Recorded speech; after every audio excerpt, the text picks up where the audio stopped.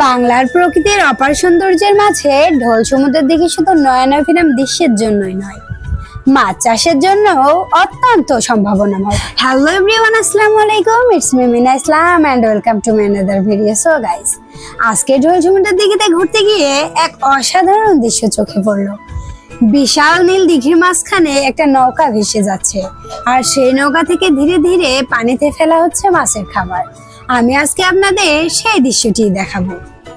চাচা পানিতে মাছের খাবার ফেলতে না ফেলতে এই মুহূর্তের মধ্যে হাজারো মাছ পানির উপর উঠে এলো। মাছগুলো লাফালাফি করছে, শব্দ করছে, যেন ছোট ছোট ঢেউ তৈরি করছে। মনে হচ্ছিল পুরো দেখে যেন জীবন্ত হয়ে উঠলো। যেভাবে একসাথে মাছগুলো খাবারের জন্য ছুটে আসছিল, সেই দৃশ্য সত্যি মন ছুঁয়ে যাওয়ার মতো।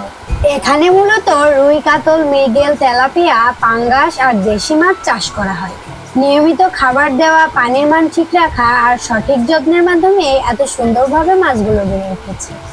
ঢোল সমুদ্রের দিঘির প্রাকৃতিক সৌন্দর্যের সাথে মাছ চাষের এই দৃশ্য একেবারেই আলাদা আকর্ষণ।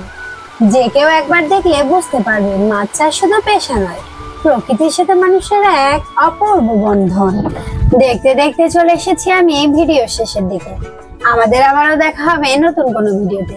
তত সময় পর্যন্ত সবাই ভালো থাকবেন। আল্লাহ হাফেজ।